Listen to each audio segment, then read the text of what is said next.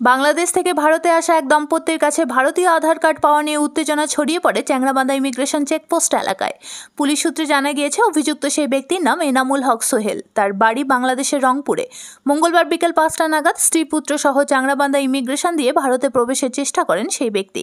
কিন্তু বিএসএফ এবং কাস্টমস আধিকারিকদের তল্লাশিতে সেই বাংলাদেশি দম্পতির লাগেজ থেকে আধার কার্ড সহ বেশ কিছু ভারতীয় নথি পাওয়া গিয়েছে বলে জানা গিয়েছে।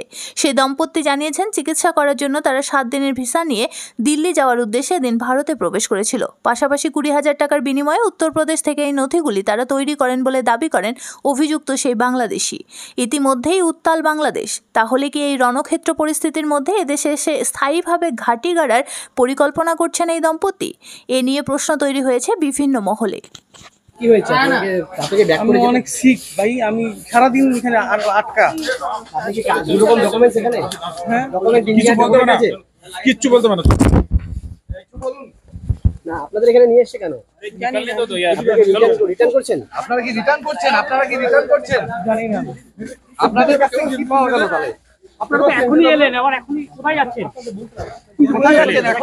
কোথায় যাচ্ছেন? ঢুকলেন, কি বলবেন?